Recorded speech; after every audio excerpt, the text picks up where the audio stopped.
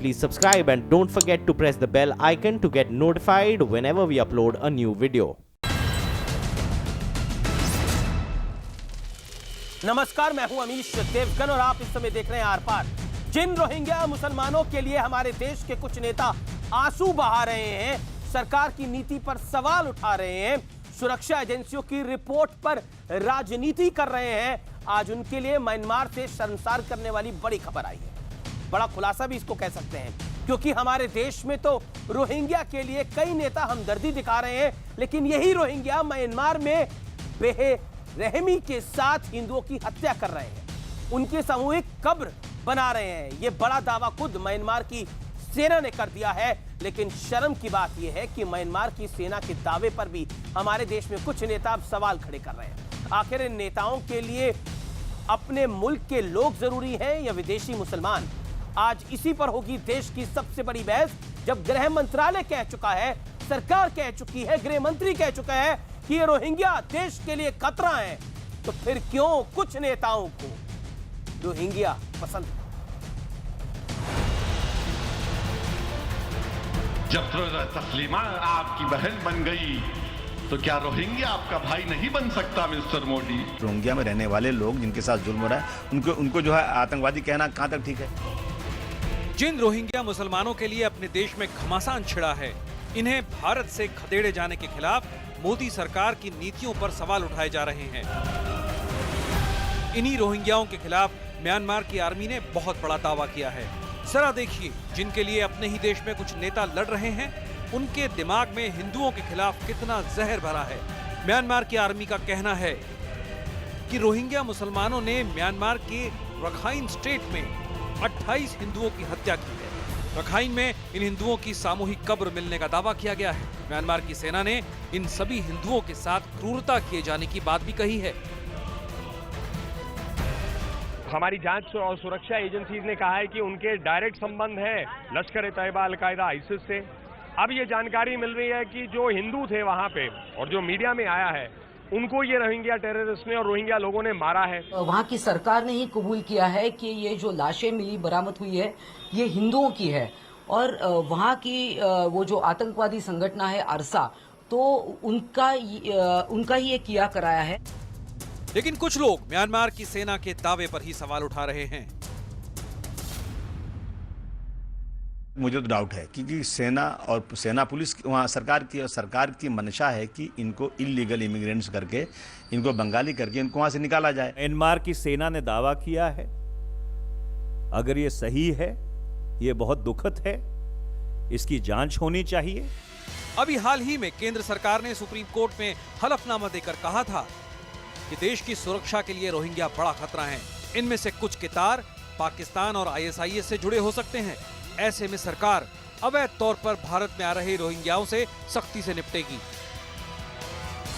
Myanmar से भारत घुस आए, यह रोहिंग्या रिफ्यूजी नहीं है, इस सच्चाई को हमें समझना चाहिए। कल कोई आतंकवादी हमारे देश में घुस जाए, ये तो हम बर्दाश्त नहीं करेंगे, क्योंकि देश की सुरक्षा भी हमारे लिए सर्वोपरि है। सवाल ये है कि जब सरकार ये कह चुकी है कि रोहिंग्या देश के लिए खतरा है, म्यांमार की सेना दावा कर रही है कि रोहिंग्या वहां हिंदुओं की हत्या कर रहे हैं, ऐसे में क्यों हमारे देश के कुछ नेता रोहिंग्याओं के हमदर्द बन गए हैं? आज इसी पर होगी देश की सबसे बड़ी बहस। और अब विश्लेषण, हिंदुओं के हत्यारे रोहिंग्या का विश्लेषण। म्यांमार ने हिंदुओं की हत्या करने वाले रोहिंग्या को आतंकी बताया। भारत के खिलाफ रोहिंग्या को तैयार कर रहा है पाकिस्तान। याद करिए वो बयान जिसमें कहा जा रहा था कि हम 1 लाख रोहिंग्या को तैयार करेंगे भारत के खिलाफ। रोहिंग्या पर रहम दिखाने वाले देश की सुरक्षा के साथ क्या कर रहे हैं बड़ा खिलवाड़। रोहिंग्या को शरण देना मतलब अपने पैर पर कुल्हाड़ी मारने जैसा है।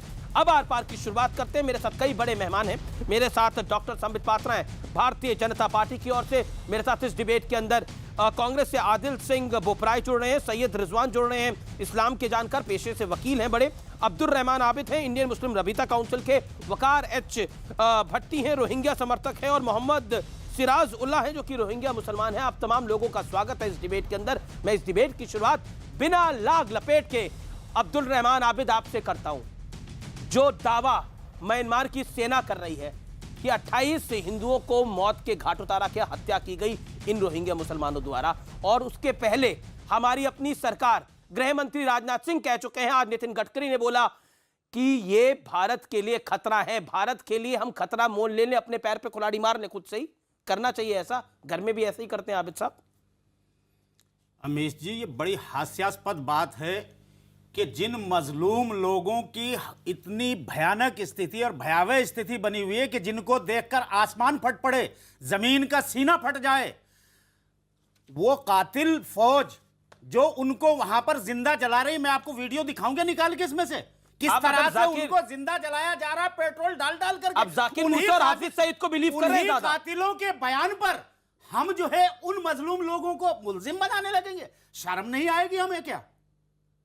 अब जाकिर मूसा, अच्छा इससे भी इनकार कर रहे हैं। नहीं, एक सेकंड सर, अभी चलिए, आप म्यांमार की सेना पे यकीन ना करिए, ये आपकी मर्जी है।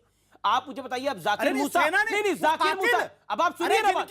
नहीं, आपकी नजर में कोई किसी देश की सेना कातिल हो सकती है, वो अपनी देश की रक्षा कर रहे हैं सोशल मीडिया में। मुझे लगता है, देखिए, मुझे लगता है पाकिस्तान के लोग जो है, पाकिस्तान के लोग तो भारत की सेना को भी बहुत कुछ बोलते हैं। अब छोड़िए ना बात, आतंकवादी जो है वो भारत की सेना को बहुत कुछ बोलते हैं। फिर क्या करेंगे? सुनिए पहले, मैं आपकी बात सुन रहा हूं, सवाल नहीं सुन रहे। बूढ़ी औरतों को, जिन औरतों का प्रेग्नेंट है या जिनकी डिलीवरी हो रही है, उनको जिंदा जला रहे हैं। नहीं, एक सेकंड, आपके पास क्या तथ्य है? आपके पास नहीं, मैं आपसे पूछता हूं पलटकर, आपके पास क्या तथ्य है? आप इतनी बड़ी बड़ी बातें यहाँ पर बैठ के कर रहे हैं, आपके पास क्या तथ्य है? आपके पास क्या तथ्य है? दिखाऊं आपको निकाल के? मैं संबित पात्रा का रुख करता हूं। नहीं, आप जाकिर मूसा के बयान पे कुछ नहीं बोल रहे, हाफिज सईद के बयान पे नहीं बोल रहे, वो कह रहे हैं कि हम इन रोहिंग्या मुसलमानों को भारत के खिलाफ खड़ा करेंगे, हम बोलेंगे। कुछ नहीं बोल रहे आप, दोहल बोलेंगे। रोहिंग्या, अगर रोहिंग्या आप जाकिर मूसा के बयान पर डिबेट करेंगे, हम बोलेंगे। तो जाकिर मूसा ने तो बोला ना, पहले भी बोले, जाकिर मूसा ने तो बोला ना, किसी जालिम को सपोर्ट नहीं करते, मजलूमों को सपोर्ट करते हैं, हमारे देश में ये लोग करते रहेंगे। हमारे देश में आकर ये लोग आतंक फैलाए, आपको उससे कोई एलर्जी नहीं है, आपको कोई परहेज नहीं है, आपकी मर्जी है, ठीक है। अब हो गई किस मजलूम ने आतंक फैलाया यहाँ तक? मैंने आपको 3 मिनट मौका दिया, आपने अपनी बात रख ली। मैं संबित पात्रा का रुख करता हूं। संबित पात्रा, ये कातिल सेना है, म्यांमार की फौज को कातिल सेना फौज बताया जा रहा है। ये कहा जा रहा है कि हम ऐसी फौज पर कैसे यकीन कर सकते हैं, और कई सारे सवाल खड़े हो रहे हैं। जवाब क्या है बतौर सरकार के नुमाइंदे?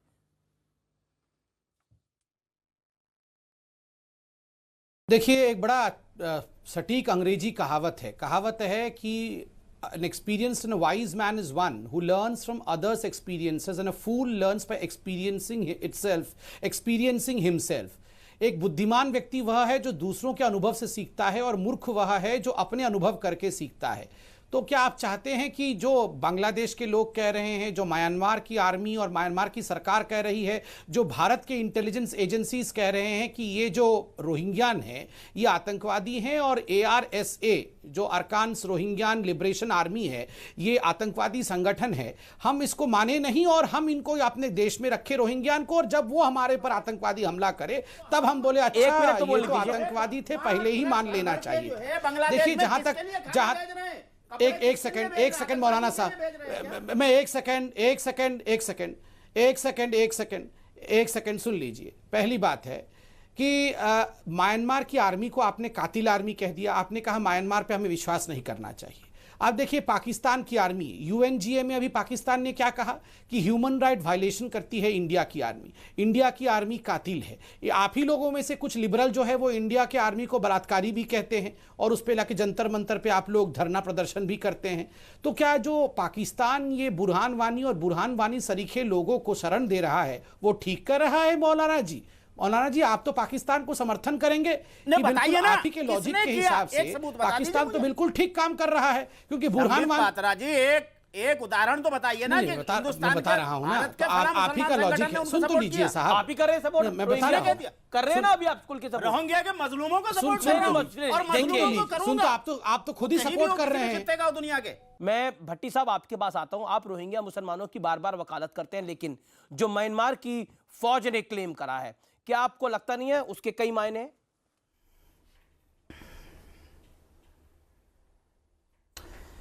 जी सर, मैं जवाब देता हूं इसका।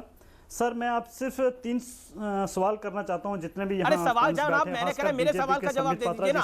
आप भी पलट के सवाल करेंगे तो फिर फायदा क्या होगा मेरे सवाल पूछने का? मैं आपसे छोटा सा सवाल पूछा, जवाब दे दीजिए। नहीं जवाब दूंगा, जवाब सर जवाब ही लीजिए।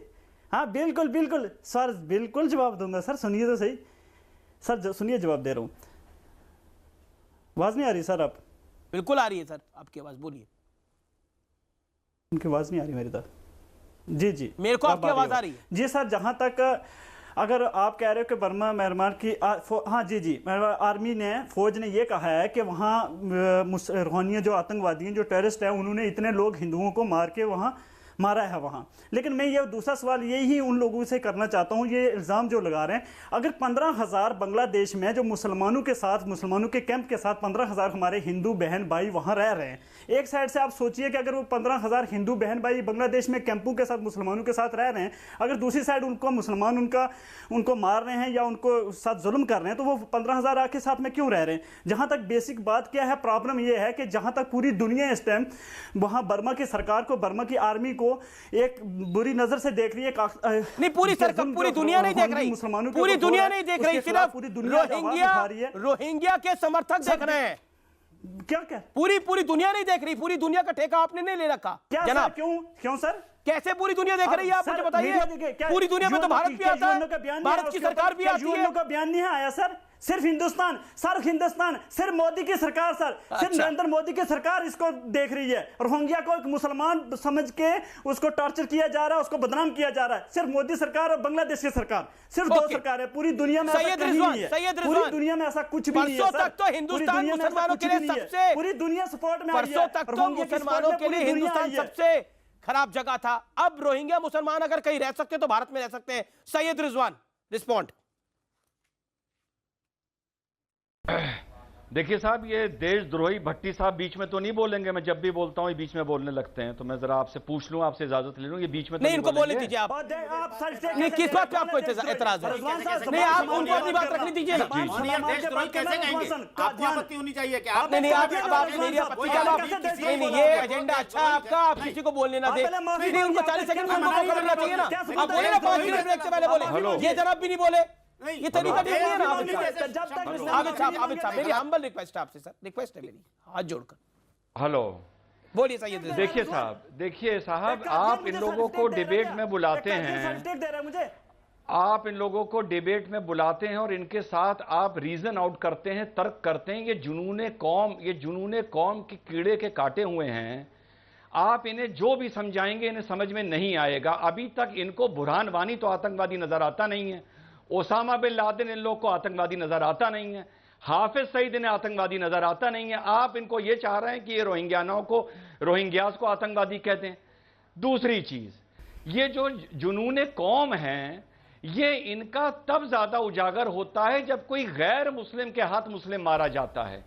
पूरी दुनिया में शिया सुन्नी को मारे, सुन्नी शिया को मारे, मिस्टर कादियान, कोई पूरी दुनिया में इनका जो जुनूने कौम है, आप सुन्नी शिया का प्लेटफॉर्म पे मत डालिए साहब। आप देखिए फिर देशद्रोही बोल रहे हैं।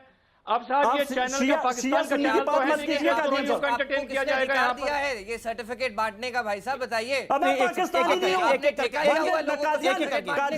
मैं पाकिस्तानी नहीं हूँ मिस्टर कादियान, मैं पाकिस्तानी नहीं हूँ। आप होश करके बात कीजिए। आपने किस तरीके से मुझे दहशतगर्द बताइए मुझे क्या है सबूत आपके पास? आप आरएस की दलाली कर कांग्रेस के प्रवक्ता नहीं, मैं कांग्रेस से जानना चाह रहा हूं। नहीं दुनिया में मुसलमान को मारता है, शिया सुन्नी को, सुन्नी शिया को फर्क नहीं पड़ता। तो मुझे साबित करेगा देशद्रोही, साबित करेगा। ओके कादियान, तो मुझे साबित करेगा। जिस दिन तुम मुझे कादियानी साबित करोगे मैं तुम्हें देशद्रोही साबित कर दूंगा। साबित करेगा मुझे देशद्रोही।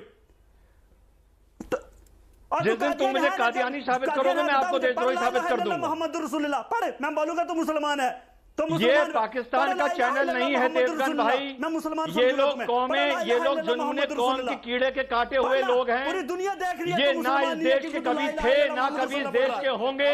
इन लोगों को इस देश से सिर्फ लेना आता है, देश को देना कुछ नहीं आता है। इन लोगों को देश को देना कुछ नहीं आता है। ये सिर्फ इस देश से लेने के आदि हैं। देखिए वकार भट्टी साहब, सैयद रिजवान साहब, आप दोनों एक दूसरे में बोलेंगे तो तरीका बिल्कुल ठीक नहीं है। बाकी लोग भी इंतजार करें अपनी टर्न का। मैं आदिल सिंह आपके पास आता हूं। आदिल सिंह बोपरा है, मैं आपको नहीं भट्टी साहब, ये तरीका ठीक नहीं है। आप बीच में नॉन स्टॉप बोले। पहले मैंने आपसे सवाल पूछा, आपने बोला मैं पलट के 3 सवाल पूछता हूं। ये तरीका ठीक है क्या? बोला मुझे उन्होंने देशद्रोही कैसे बोला सर? अरे जनाब, देशद्रोही पे अलग से डिबेट कर लेंगे ना। आपके पास क्या सबूत है? ठीक है, आप अपनी बात रखिए। जो भी आदमी रोहिंग्या की पैरवी कर रहा है, मेरी नजर में वो देशद्रोही है। जाओ सारे मुकदमा कर दो मुझ पर, सारे मुकदमा कर दो मुझ पर, जाओ, बात खत्म हो गई। नहीं, आप बोपरा साहब को आने दीजिए। देखिए, और सबसे बड़ा देशद्रोही तो तुम बोल रहे हो, जैसे लोग जो हिंदुस्तान में शिया मुस्लिम हिंदुओं को बांटने की कोशिश कर रहे हैं, तुम्हारे जैसे लोग हैं। भट्टी साहब रुकिए ना, तुम्हारे जैसे लोग हैं। अरे भट्टी साहब, आपने पूछा आपको देशद्रोही क्यों बोला, आपको जवाब दिया सैयद रिजवान ने। एकता को खत्म करना चाहते हैं। आप उनको कादियानी बोल रहे हैं, आप उनको मुसलमान भी बोल रहे हैं, और आप बोल रहे हो आपको देशद्रोही क्यों बोल रहे हैं। एनआईए एक दूसरे को आप दोनों बोल रहे हैं। सर बात ये रोहिंग्या मुसलमानों की पैरवी कर रहे हैं, वो सारे देशद्रोही हैं। मैं सबको देशद्रोही बोल रहा हूँ। ठीक है, ठीक है, सैयद रिजवान भी मुसलमान है। सारे मुकदमा कर दो मुझ पे मिलके। ठीक है, आपको नहीं लगता होगा। ठीक है, मैं अब सीधा चलता हूँ। जेल चला जाऊंगा मैं, लेकिन जेल में भी तुम लोगों को देशद्रोही बोलूंगा। जेल में भी तुम लोग को देशद्रोही बोलूंगा। तुम देशद्रोही थे, तुम देशद्रोही रहोगे।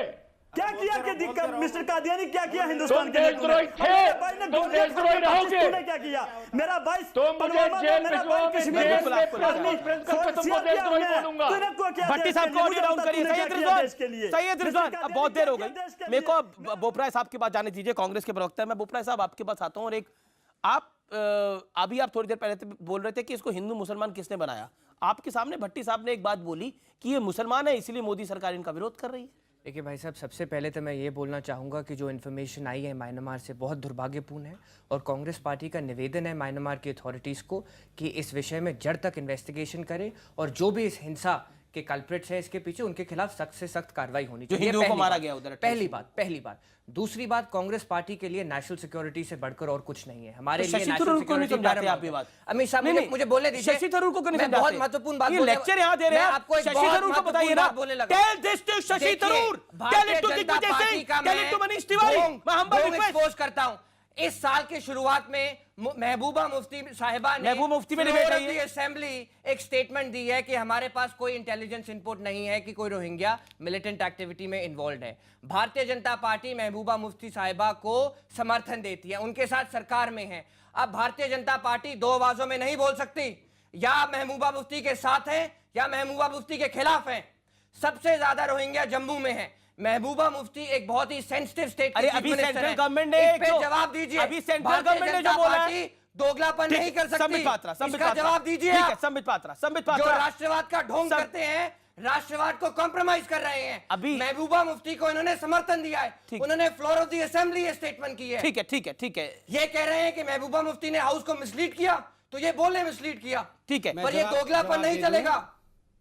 गृह मंत्री भी कुछ कह रहे हैं, वो आपने महबूबा मुफ्ती एक सेंसिटिव स्टेट की चीफ मिनिस्टर है। गृह मंत्री की बात संबित पात्रा जम्मू में है, संबित पात्रा जवाब दे Bharatiya Janata party. Sambit Patra, your turn, देश को गुमराह करता ही है। ठीक है, संबित पात्रा जवाब। चलिए देखिए, मैं अपने टीवी स्क्रीन पे देख पा रहा हूं कि एक सिराज नामक हमारे रोहिंग्या मुसलमान भाई भी इस चैनल में हमारे डिबेट में आइए। पात्रा साहब, बाकी तो हम लोग सब भारतीय हैं तथाकथित रूप से। एक सेकंड सुनिए मेरी बात सुनिए। अमीश जी, मैं चिल्लाना नहीं चाहता। बताइए आप महबूबा मुफ्ती साहिबा के साथ हैं या खिलाफ हैं? ठीक है, नेशनल सिक्योरिटी। अरे आदिल जी, शांत आदिल भाई, शांत हो जाओ आदिल भाई, बोलने दो, शांत हो जाओ आदिल भाई। देखिए, एक हमारे रोहिंग्या भाई है, पता है वो क्या सोच रहे होंगे? वो सोच रहे होंगे कि क्या गजब का देश है, ये तो आपस में ही मर मिटने को तैयार है, और वो मन में मुस्कुरा रहा होगा कि कमाल है, मैं इस देश में रेफ्यूजी हूं और मेरे नाम पे मैं अवैध घुसपैठिया हूं और मेरे नाम पे ये देखो ये 4 हिंदुस्तानी तलवार खींच के लड़ रहे हैं। बोलने दीजिए, सरकार का ही अपनी सरकार को ही मेरे सामने बदनाम करने में लगे। आपके बीच में नहीं, अरे आदिल जी आप एंकर नहीं है, बैठ जाओ। अरे आदिल भाई बैठ जाओ, बैठ जाओ, बैठ जाओ। अरे आदिल भाई राहुल गांधी की तरह मत एक्टिंग करो। ऐसे बहस करनी है तो अरे आदिल भाई don't behave like Rahul Gandhi. Adil